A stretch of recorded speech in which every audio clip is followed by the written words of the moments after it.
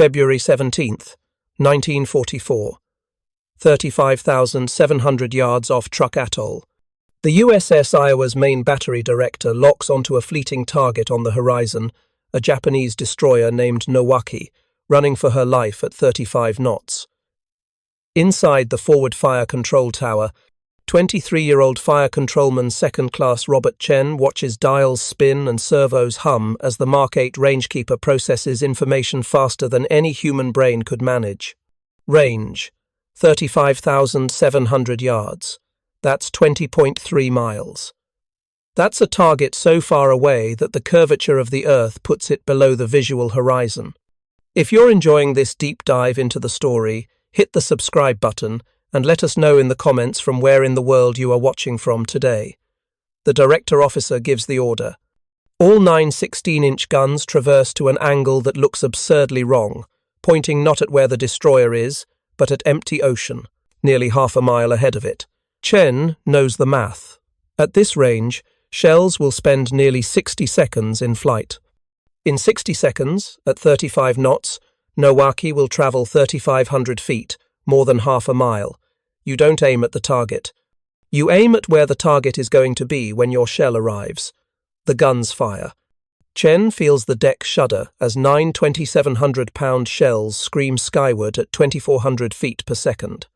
Through the plotting room speakers, he hears the spotter aircraft circling overhead. Straddle, 1 short, 1 over. The very first salvo. 1 shell landed port side of Nowaki. 1 landed starboard. The Iowa had just set a record that would stand for the rest of the war, the longest-ranged straddle in naval history. Nowaki escaped that day. She had just enough speed, just enough distance, just enough luck.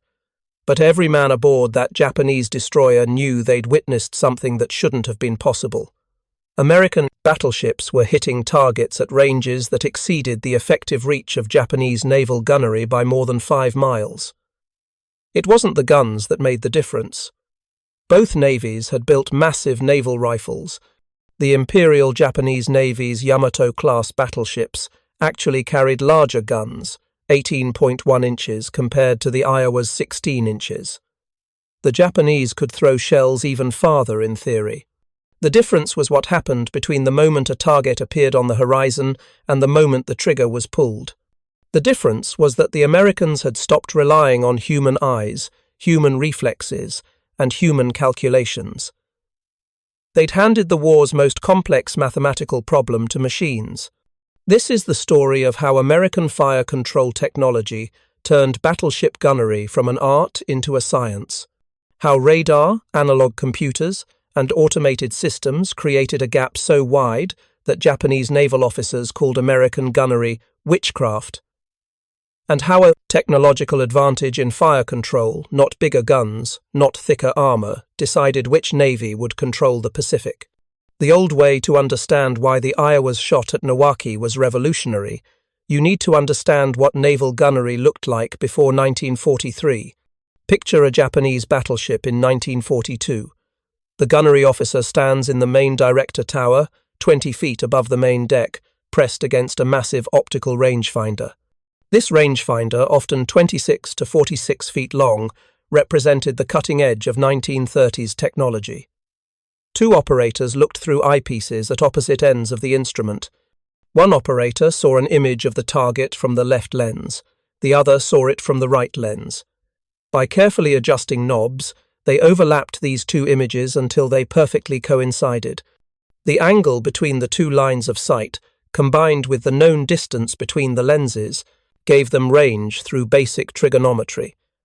It was the same principle as human depth perception, just with mechanical eyes spaced dozens of feet apart instead of inches. Japanese optical rangefinders were extraordinary pieces of precision engineering. Zeiss quality glass, tolerances measured in microns.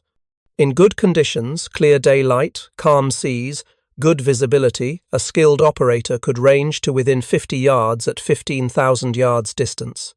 But naval gunnery wasn't conducted in laboratory conditions. Consider the variables a Japanese gunnery officer had to account for in 1942. The target's range measured optically, updated manually every few seconds. The target's bearing measured optically, updated manually. The target's speed estimated by watching how quickly the range changed. The target's course estimated by watching how quickly the bearing changed. Your own ship's speed and course. Your own ship's pitch, roll, and yaw in the seaway. Wind speed and direction at sea level, measured by anemometer. Wind speed and direction at altitude estimated, because it was different up there. Air temperature, which affected powder burn rates. Barrel wear on each individual gun different for every turret, changed with every shot. The ballistic characteristics of that specific lot of shells and that specific batch of powder. And finally, the time of flight. At 20,000 yards, a 16-inch shell would take about 40 seconds to arrive. In 40 seconds, a target moving at 25 knots would travel nearly 1,500 feet. That's the length of 5 football fields. You had to predict where the enemy ship would be 40 seconds in the future, and aim your guns not at the ship, but at that empty point in space. The Imperial Japanese Navy had developed sophisticated tools to handle these calculations. The Type 92 Shagakiban, the main fire control calculator, was a mechanical analog computer, the size of a large desk. It used gears, cams, and mechanical integrators to solve the differential equations of ballistic trajectories.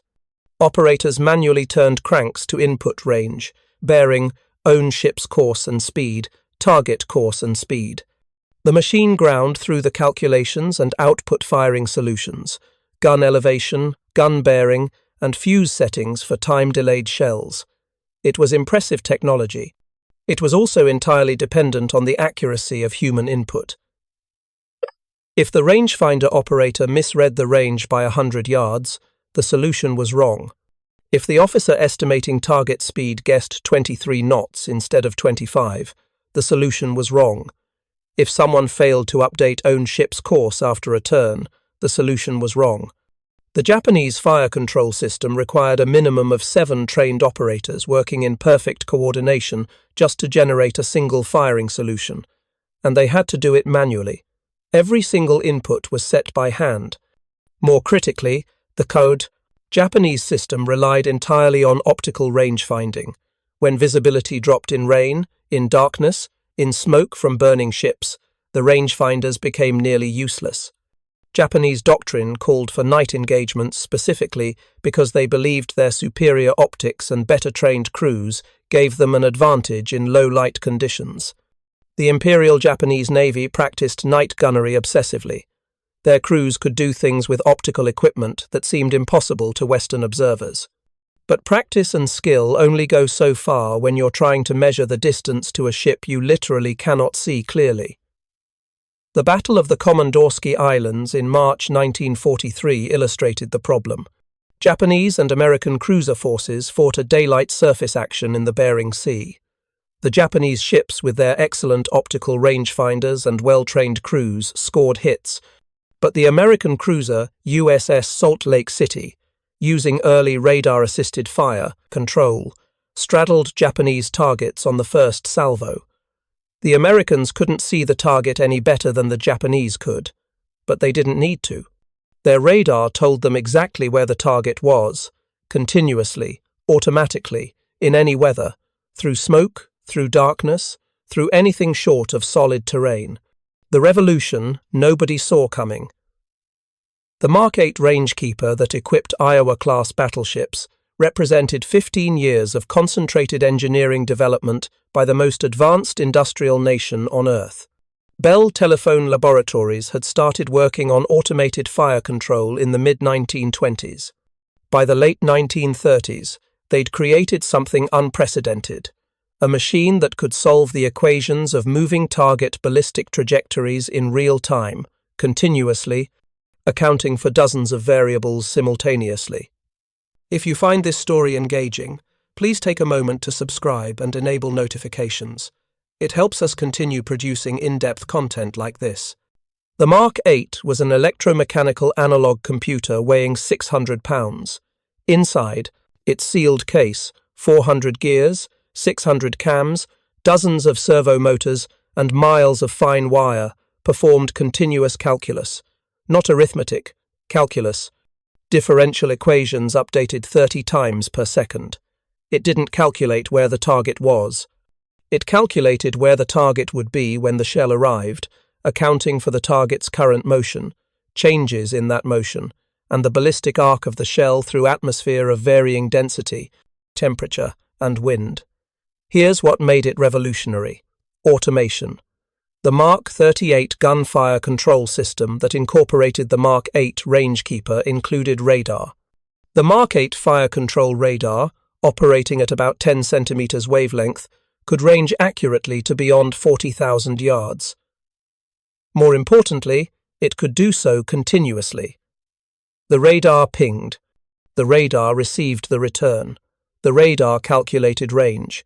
The radar sent that range electrically to the Rangekeeper, 30 times per second, no human in the loop. The system measured bearing the same way. The director-operator kept optical crosshairs on the target or radar crosshairs in poor visibility. Synchro motors continuously transmitted bearing data to the Rangekeeper. The gyroscopic stable element, a gyro-stabilized platform in the plotting room, measured the ship's pitch, roll, and yaw. This data fed continuously into the Rangekeeper, which automatically compensated for the ship's motion. The ship could be rolling 20 degrees in heavy seas. The fire control system knew the ship was rolling and adjusted the firing solution accordingly.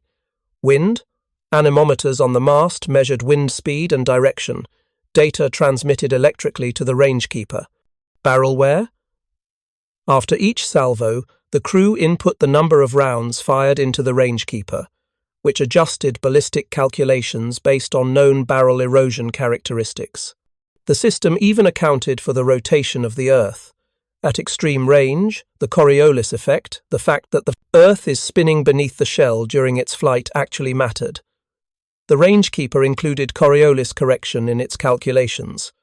But the real magic was in what happened after all this data was processed.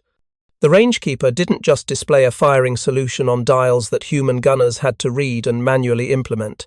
It sent firing solutions directly to the gun turrets as electrical signals. Servo motors physically moved the guns to the calculated firing position. Gun elevation servos raised or lowered the barrels. Gun-bearing servos trained the turrets left or right, automatically. The human gun crew's job was reduced to loading shells and pressing the fire button when the system indicated it was ready. This was Remote Power Control (RPC). The British didn't implement it until late in the war. The Germans had it only for elevation, not bearing. The Japanese never implemented it meaningfully at all. The US Navy had full RPC for both elevation and bearing on every modern battleship by 1942. A Japanese gun crew had to manually crank their guns to match the solution generated by their fire control system. This introduced delays. This introduced errors.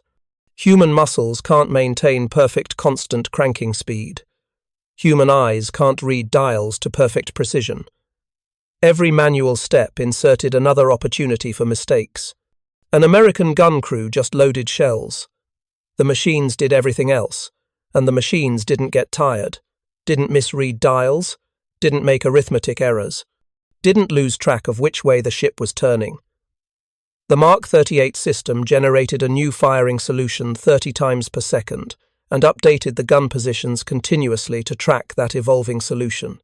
The test nobody wanted. But technology on paper doesn't mean capability in combat. The Iowa-class battleships were commissioned in 1943 into a Pacific War that had already moved past the age of battleship versus battleship combat. By the time Iowa arrived in the Pacific in January 1944, American carrier aircraft dominated the naval war. Carriers struck targets hundreds of miles away. Battleships could only shoot 20-something miles. The strategic calculus had shifted. The Iowa-class ships were assigned to Task Force 58 as carrier escorts. Their job was to throw up anti-aircraft fire and chase away Japanese aircraft threatening the carriers.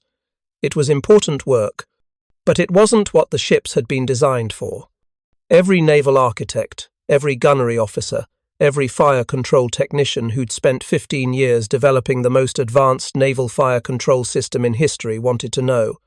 Would it actually work when tested against enemy surface ships? The answer came at Truk Atoll, Operation Hailstone, February 17th and 18th, 1944.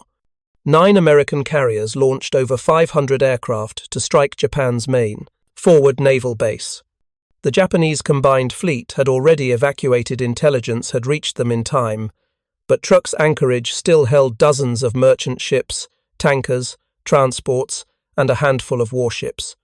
Admiral Raymond Spruance, commanding 5th Fleet from the Battleship New Jersey, decided to position a surface action group to catch any ships trying to escape. Task Group 50.9 consisted of 2 Iowa-class battleships, New Jersey and Iowa, 2 heavy cruisers, and 4 destroyers. Their mission: circle Truk at high speed and engage anything that tried to flee. This was it. The first time Iowa-class battleships would fire their main batteries in anger at enemy warships. The Japanese light cruiser Katori never had a chance. Iowa engaged her at 14,500 yards. That's 8.2 miles. In battleship terms, that's point-blank range. The first salvo straddled, the second salvo hit. 16-inch shells against a training cruiser with thin armor plating. Witnesses described Katori as simply disintegrating, 7 direct hits in 11 minutes of firing. The ship rolled over and sank stern first, 40 miles northwest of Truk. The destroyer Maikaze stood by the sinking Katori and got off a spread of torpedoes at New Jersey. American spotter aircraft warned the battleship in time. Admiral Spruance, watching torpedoes pass just ahead of his flagship, reportedly said, "That would have been embarrassing." Heavy cruisers, Minneapolis and New Orleans, pounded Maikaze to scrap with 8-inch gunfire. The 2,500-ton destroyer absorbed tremendous punishment before finally going under with all hands. But Nowaki ran. Commander Setsuji Moriya, commanding the destroyer, saw what happened to Katori and Maikaze. He opened his throttles to maximum, turned away from the American formation, and fled. New Jersey and Iowa gave chase at 32.5 knots. The battleships were the fastest capital ships ever built by any navy. But Nowaki had a 3-knot speed advantage. She could outrun them if given enough time. The gunnery officers made the decision to open fire at extreme range, maximum range, the edge of what the Mark 38 system could handle, 35,700 yards. The fire control radar locked on. The system had a target, an electronic blip moving at high speed, zigzagging, heading for the sun's glare on the horizon where visual tracking would be impossible. The rangekeeper processed the data. Target bearing updating continuously. Range increasing. Target speed estimated at 35 knots based on rate of range change. Ballistic solution calculated. Time of flight, 58 seconds. In 58 seconds, at 35 knots, the target would be 3,400 feet from its current position. The main battery director trained to a bearing that looked wrong to every human observer. The guns were pointed at empty ocean, nearly half a mile ahead of where Nowaki actually was. The guns elevated to maximum. The fire order came. All 9 guns fired. 24,300 pounds of steel and explosive hurled skyward at nearly half a mile per second. Commander Moriya, aboard Nowaki, saw the muzzle flashes. He immediately altered course 45 degrees, a standard evasion tactic. You see the enemy fire, you turn hard, you throw off their aim. The shells take almost a minute to arrive. Plenty of time to maneuver. But the Mark 38 system wasn't aiming where Nowaki had been when the guns fired. It was aiming where Nowaki would be 58 seconds after firing. Moriya's evasion would have worked against any optically aimed ship. It didn't work against a fire control system that was continuously tracking him and predicting his position. The spotter aircraft reported, "Straddle, 1 short, 1 over, 1 shell splashed port of Nowaki, 1 shell splashed starboard." The dispersion, the spread between shells, was roughly 250 yards at that range. Normal, expected. But the center of that dispersion pattern was exactly where Nowaki was when the shells arrived. Iowa and New Jersey continued firing. The battleships were traveling at over 32 knots themselves, maneuvering, maintaining pursuit. The fire control systems adjusted continuously for own ship motion, target motion, changing range, changing bearing. They got additional straddles at ranges approaching 39,000 yards. No hits. Nowaki was small, fast, and maneuvering radically. The dispersion pattern at extreme range meant that even a perfect firing solution would only put shells in the general area. Getting an actual direct hit on a 2,500-ton destroyer at 22 miles, while both ships were moving at over 30 knots, was asking physics for a miracle. But that wasn't the point. The point was that Iowa and New Jersey were shooting accurately at ranges where hitting anything should have been impossible. The point was that their very first salvo cold guns, extreme range, moving target, no previous ranging shots landed as a straddle. The point was that they continued to get straddles as the range increased beyond 38,000 yards, the longest ranged straddle in naval history, a record that still stands. What the Japanese saw Nowaki survived. She made it beyond effective range, disappeared into sun glare, and escaped. But Commander Maria filed a detailed action report after returning to Truk. That report made its way up the chain of command to Combined Fleet Headquarters. The report described American battleships engaging at ranges that Japanese doctrine considered impossible. The report described shells landing with accuracy that shouldn't have been achievable without extensive ranging salvos. The report raised a question that Japanese naval intelligence couldn't answer. How? Japanese observers knew American ships carried radar. They knew radar could measure range. But they couldn't understand, without seeing inside an American fire control system, that radar ranging was just one piece of a fully automated fire control solution. They thought radar was just a range-finding aid, something that supplemented optical rangefinders in poor visibility.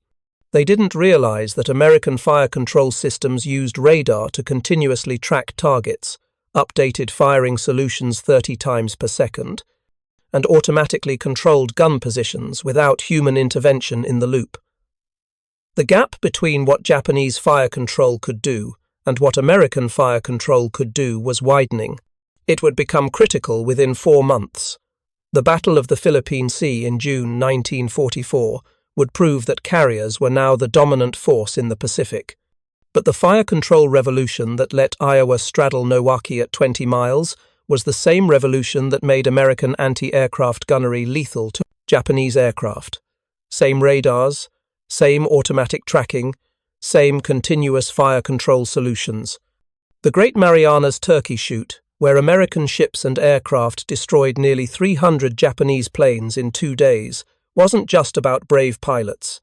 It was about technology that let guns hit fast-moving aircraft that human eyes alone could never track effectively. The age of battleship versus battleship combat was over. Iowa's engagement at Truk was one of the very few times Iowa-class battleships fired their main batteries at enemy surface ships. Katori and Maikaze were sunk. Now Aki escaped. That was the entirety of the surface action for Iowa and New Jersey that day. But the technology tested at Truk, the radar fire control, the automated tracking, the predictive ballistics, that technology would define American naval supremacy for the rest of the war and decades beyond. The shells Iowa fired at Nowaki traveled 20 miles in under a minute and landed exactly where physics and mathematics said they should land. That was the revolution. Not bigger guns, not thicker armor. Mathematics, automation, machines doing what human brains couldn't do fast enough, and the Japanese had no answer to it. The margin of error, what made the Truk engagement historically significant, wasn't just the distance. It was what that distance represented about the state of naval fire control technology in 1944. Consider the math that the Mark 8 Rangekeeper was solving in real time. At 35,700 yards, a 16-inch shell fired at maximum elevation follows a parabolic trajectory that peaks at about 48,000 feet, 9 miles straight up. The shell spends 58 seconds in flight. During that 58 seconds, It passes through air of varying density, temperature, and wind speed at different altitudes. At sea level, wind might be blowing 15 knots from the northeast. At 10,000 feet, wind might be 25 knots from the northwest. At 30,000 feet, the jet stream might be pushing 60 knots from the west. Each layer of atmosphere affects the shell's trajectory differently. The shell doesn't travel in a simple parabolic arc like a baseball. It travels in a complex three-dimensional curve shaped by gravitational acceleration, air resistance that changes with velocity and altitude, crosswinds at multiple altitudes, and the Coriolis effect from the Earth's rotation. The rangekeeper calculated all of this, continuously, in real time, using analog mechanical components, gears and cams and servo motors. It solved differential equations that would take a human mathematician with pencil and paper 30 minutes to work through. It did it 30 times per second. And it did it while accounting for the fact that both the firing ship and the target ship were moving, changing speed, changing course, pitching, and rolling in the seaway. Japanese fire control technology in 1944 couldn't do this, not because Japanese engineers were less capable, but because they'd made different technological choices based on different operational assumptions. The Imperial Japanese Navy had invested heavily in optical precision and crew training. They believed that superior optics and highly trained human operators would win gunnery duels. They were correct in the context of 1935, when that doctrine was formalized.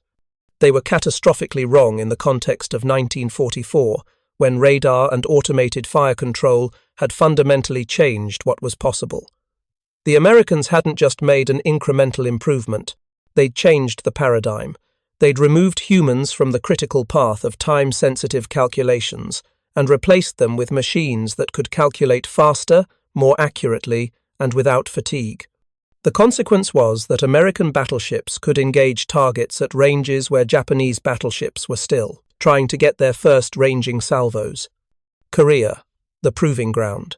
The true test of Iowa-class fire control accuracy came not in ship-to-ship combat, there was almost none in World War II, but in shore bombardment.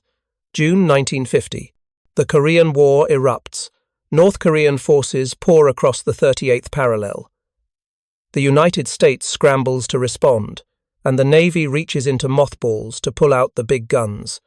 USS Missouri was the only Iowa-class battleship that had remained in commission after World War II. She'd served as a training ship and ceremonial vessel. On September 19, 1950, she arrived in Korean waters and immediately began shore bombardment missions. Her sisters followed. New Jersey was recommissioned in November 1950. Wisconsin joined in March 1951. Iowa came online in August 1951. For the first and only time, all 4 Iowa-class battleships served simultaneously the same theatre of war. Their mission was shore bombardment, 16-inch guns against targets on land. This was different from ship-to-ship combat. Shore targets don't move. They don't maneuver. They don't shoot back effectively. North Korean coastal artillery was dangerous but couldn't seriously threaten a battleship's armor. Shore bombardment was about accuracy, not reaction time. And accuracy was where the Mark 38 fire control system truly demonstrated its capability. The Korean coastline gave Iowa-class battleships a unique challenge. Targets at known coordinates that needed to be hit precisely. A railroad bridge, an ammunition dump, a command bunker. Unlike World War II island bombardments, where the goal was often just area suppression, Korea demanded precision. Friendly forces were operating close to enemy positions. Inaccurate fire could kill South Korean or American troops. The margin for error was measured in yards, not miles. March 15, 1952. USS. Wisconsin operates off Songjin, a North Korean industrial center near the Russian border. Her mission? Neutralize coastal rail infrastructure before Marines conduct an amphibious landing. The Wisconsin's fire control team identifies a railroad tunnel through a hillside. The tunnel entrance is approximately 30 feet wide. The target range is 21,000 yards, 12 miles. The fire control solution is calculated. The guns fire. The first salvo collapses the tunnel entrance. A North Korean supply train was inside the tunnel when it collapsed. The tunnel became a tomb. This is precision that shouldn't be possible. A 30-foot target at 12 miles. But the accuracy wasn't luck. It was repeatability. Shore bombardment missions in Korea demonstrated that Iowa-class battleships, using their Mark 38 fire control systems with radar ranging and automated fire control, could achieve range errors of only 0.6% of range. At 40,000 yards 23 miles, that's a range error of about 250 yards. For context, that's extraordinary. The blast radius of a single 16-inch high-explosive shell was roughly 500 yards for personnel incapacitation effects. Trees would be defoliated within 300 yards. Exposed infantry would be killed within 250 yards.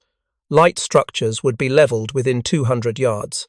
The accuracy of the guns meant that a single shell could be placed close enough to destroy targets within that effective radius. The Korean War gave the Navy thousands of fire missions to analyze, combat data that would have been impossible to gather in World War II, where most battleship missions were carrier escort or suppressive fire against island positions. Korea provided precise coordinates, known ranges, and the ability to conduct battle damage assessment after each mission. The data confirmed what the Truk engagement had suggested. The Mark 38 system was accurate to a degree that exceeded anything else in the world. But Korea also revealed limitations. The battleships were expensive to operate. Each Iowa-class ship required a crew of over 2,700 men. A heavy cruiser could deliver similar shore bombardment capability with half the crew and a quarter of the operating cost. By 1958, all 4 Iowas were back in mothballs. The age of the battleship seemed definitively over. Aircraft carriers and guided missiles were the future. Big guns were relics, or so everyone thought. The 80s. Resurrection and Revolution. January 1981. Ronald Reagan becomes President of the United States. His naval policy is straightforward. Build a 600-ship navy capable of confronting the Soviet Union anywhere in the world, and that means bringing back the big guns. Congress authorizes the reactivation and modernization of Iowa, New Jersey, Missouri, and Wisconsin. Critics call it nostalgia for World War II. Supporters argue that nothing in the modern arsenal can deliver the sustained firepower of a 16-inch gun. The reactivation program does more than just bring the ships back to service. It upgrades them with technology that didn't exist in the 1950s. The Mark 38 fire control system, already the most advanced battleship fire control in the world, gets replaced with the Mark 160 fire control system. The Mark 160 uses digital computers instead of analog mechanical computers. It uses improved radar with better range resolution, and it incorporates a critical new technology, muzzle velocity radar. The DR-810 radar is mounted in each turret. It measures the actual muzzle velocity of each shell as it leaves the barrel. This is important because powder consistency varies slightly between batches. Barrel wear affects muzzle velocity. Temperature affects powder burn rate. In the old system, these variables were estimated based on tables and calculations. The DR-810 measures actual performance and feeds that data to the Mark 160, which adjusts the ballistic solution for the next shot. The result is accuracy that would have seemed impossible in World War II. During firing trials off Crete in 1987, USS Iowa fired 15 shells at a target 34,000 yards away, 19.3 miles. 5 shells from each turret, 3 turrets firing in sequence. The pattern size, the area encompassing all the shell impacts, was 220 yards at 19 miles. That's a circular error probable of roughly 110 yards. To put that in perspective, a football field is 100 yards long. Iowa could put shells into an area the size of a football field from 19 miles away. The Mark 160 system had reduced the dispersion by roughly 29% compared to World War II-era performance, And this was with guns that were 40 years old, firing from a ship that was 40 years old.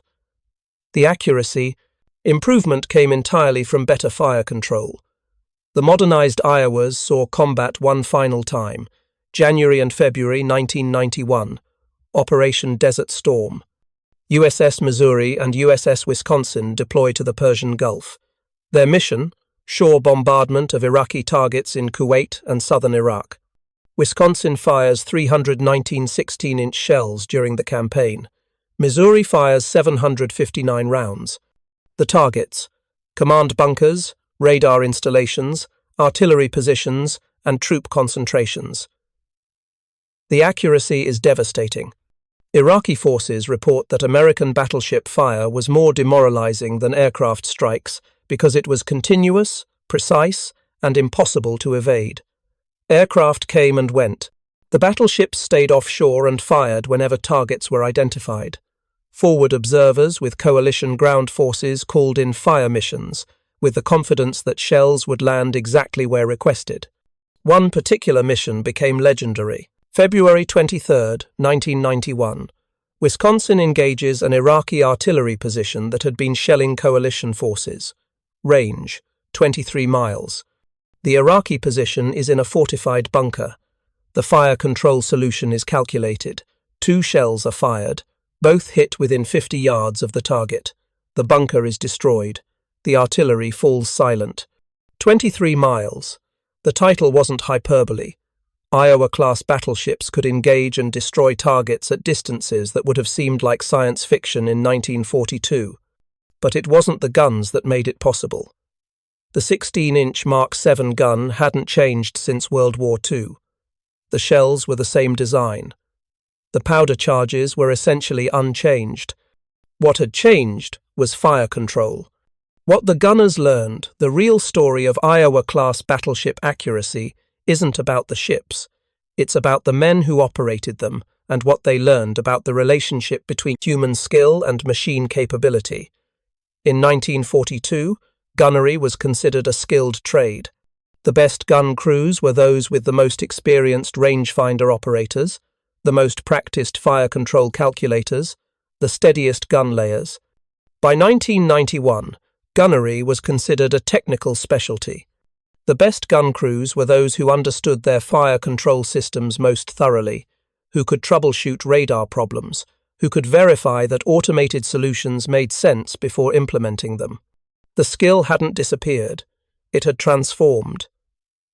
Human expertise was still essential, but it was expertise in managing and validating automated systems, rather than expertise in replacing automated systems with human judgment. This shift created tension, particularly during the 1980s reactivation. Veteran gunners from World War II and Korea were brought back as advisors.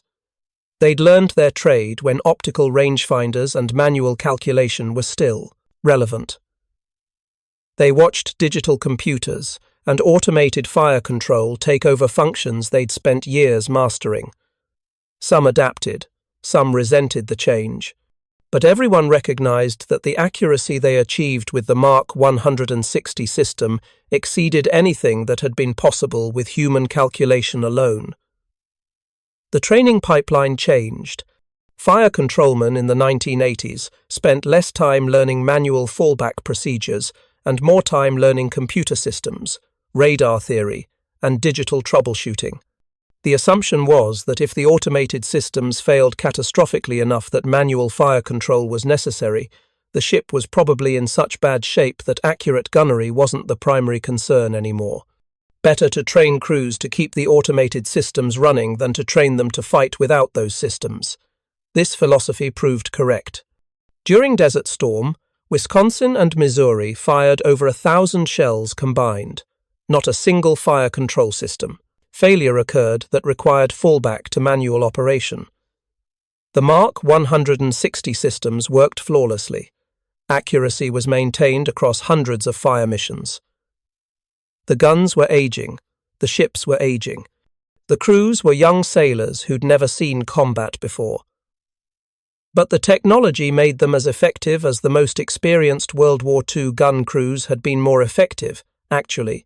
because the technology eliminated the human errors that even experienced crews couldn't completely avoid. The math they couldn't escape. Here's the fundamental problem that drove every advance in naval fire control from 1900 to 1991. Physics doesn't care about human intuition. When you fire a shell at a moving target at extreme range, the calculations required to hit that target are not simple. They're not intuitive. They involve variables that change during the time of flight. And human brains, no matter how well trained, cannot process those variables quickly enough to generate accurate firing solutions against fast-moving targets. The Japanese learned this the hard way. Despite having excellent optical equipment, highly trained crews, and sophisticated mechanical calculators, they couldn't match American fire control accuracy once radar and automated systems came into play. The gap wasn't small. It was decisive. American ships could engage targets in conditions where Japanese ships were still trying to establish basic range and bearing. The Americans learned it too, but earlier.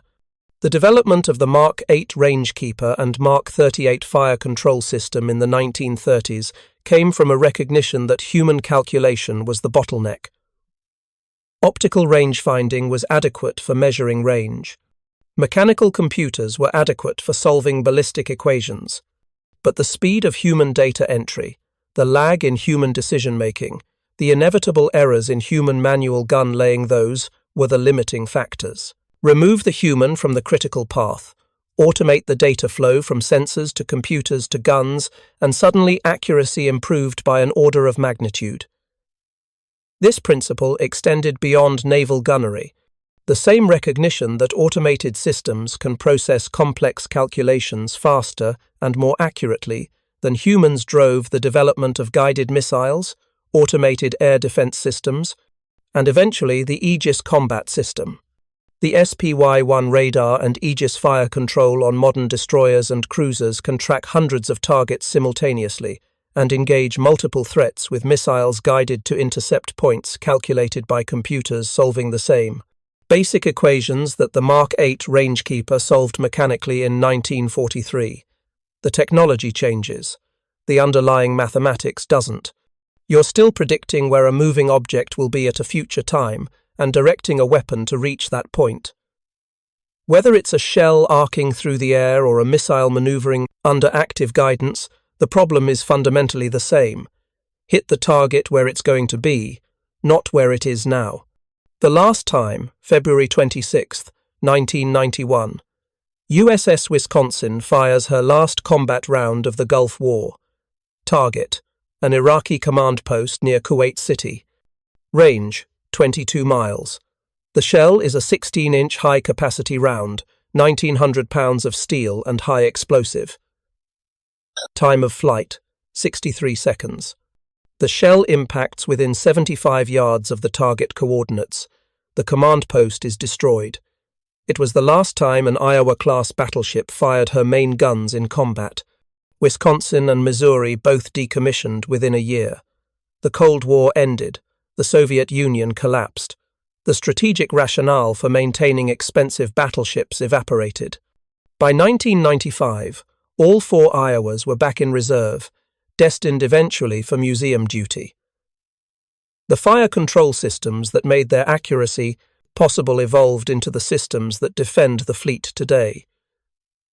The Aegis system uses the same predictive fire control principles, the same radar ranging, the same automated target tracking, the same continuous calculation of future target position. The technology is digital now instead of analog. The computers are exponentially more powerful. But the mathematics is identical to what the Mark 8 Rangekeeper was doing in 1944. Modern naval officers study the Truk engagement as a case study in fire control theory. The Iowa's straddle of Milwaukee at 35,700 yards remains the gold standard for what's possible with pure ballistic gunnery. No guided munitions, no course-correcting projectiles. Just physics, mathematics, and a machine calculating where an invisible target would be 60 seconds in the future. Some military historians argue that the Iowa-class battleships were obsolete before they were even commissioned. that carriers had already made, big gun ships irrelevant, that spending resources on battleships in 1943 was fighting the previous war. They're wrong. Not about carriers being dominant, carriers were dominant, but about the relevance of what the Iowas represented. The Iowa-class battleships were test beds for fire control technology that would define naval warfare for the next 70 years. The automated tracking, the radar fire control, the continuous solution updates, the servo-driven guns, all of that technology transferred directly to anti-aircraft systems, missile fire control, and eventually to the Aegis combat system that's still the backbone of American naval air defense. The ships may have been traditional battleships. The technology on board was revolutionary, and that technology created a gap that the Imperial Japanese Navy could never close.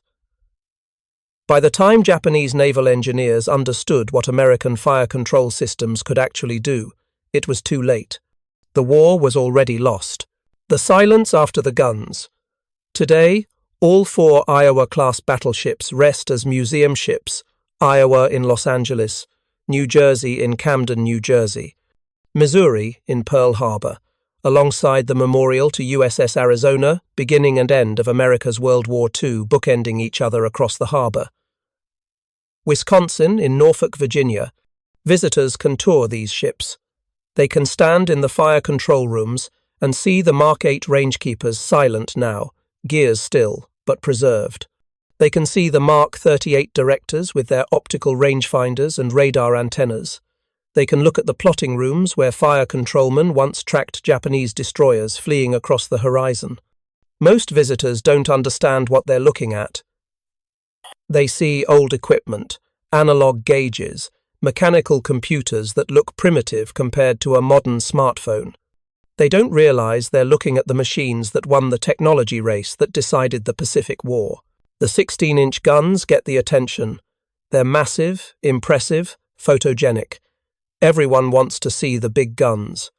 But the real story is in the rooms below the main deck, where the fire control systems integrated sensors, computers, and weapons into an automated system that could put shells on target at ranges that seemed impossible.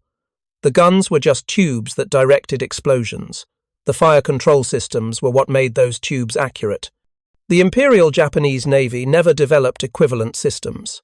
They had skilled crews, excellent optical equipment, and mechanical fire control calculators that were sophisticated for their time. But they never made the jump to radar-integrated automated fire control with continuous solution updates and remote power control of guns.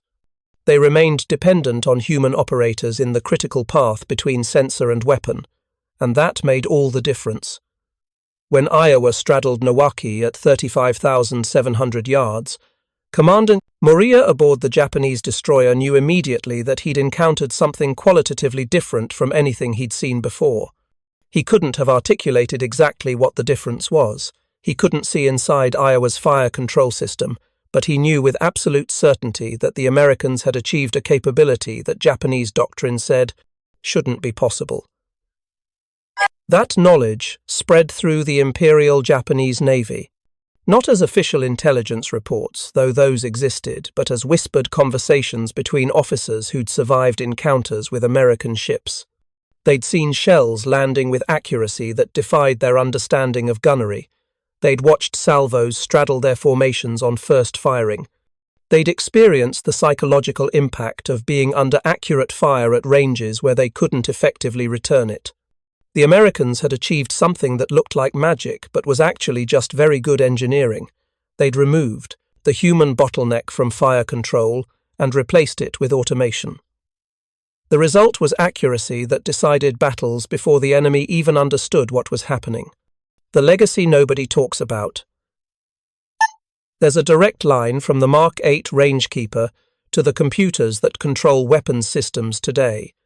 Not metaphorical, literal.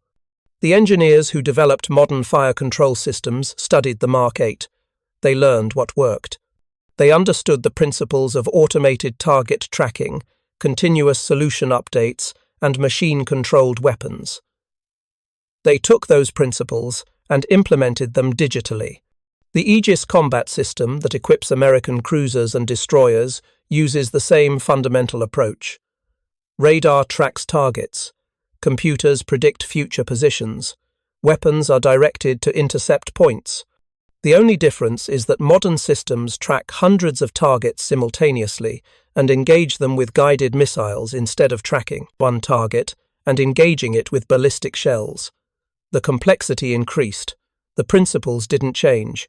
Every NATO warship with automated fire control owes something to the Iowa-class fire control systems. The British, French, Germans, Italians, they all studied American fire control after World War II. They adopted the same principles: radar integration, automated tracking, computer-generated firing solutions, remote power control. The details varied, the underlying philosophy didn't.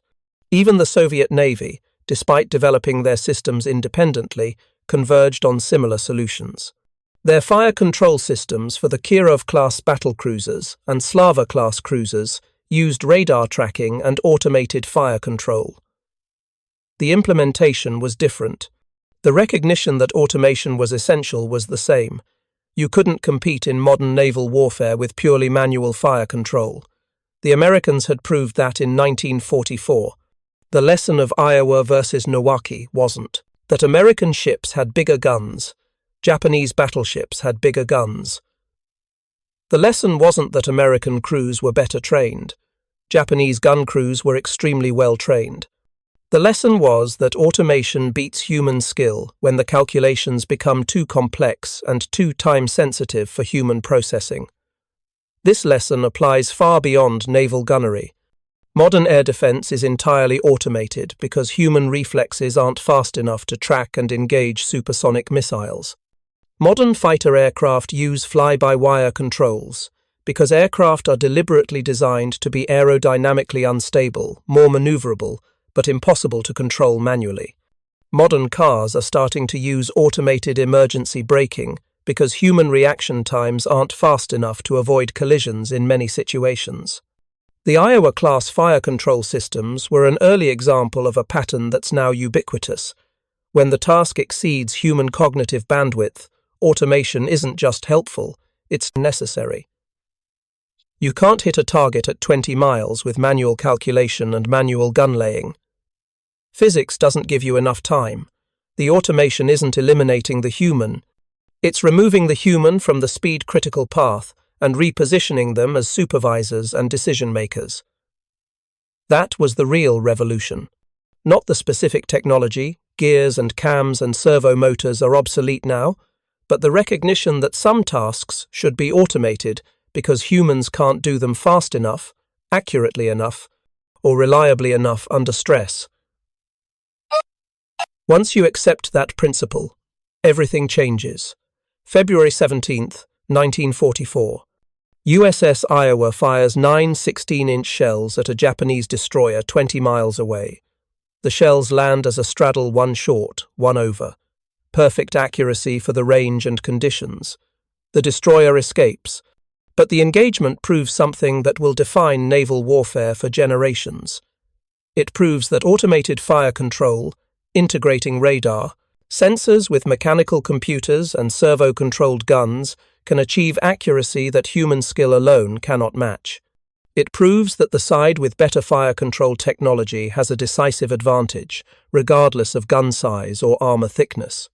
It proves that the future of naval warfare belongs to machines calculating faster than human brains can process. The Japanese learned this lesson too late to change the outcome. By the time they understood what American fire control systems could actually do, the war was already lost. They couldn't close the technology gap. They didn't have the industrial base, the electrical engineering expertise, or the radar technology to replicate what the Americans had built. The Iowa-class battleships were the last battleships built by the United States Navy.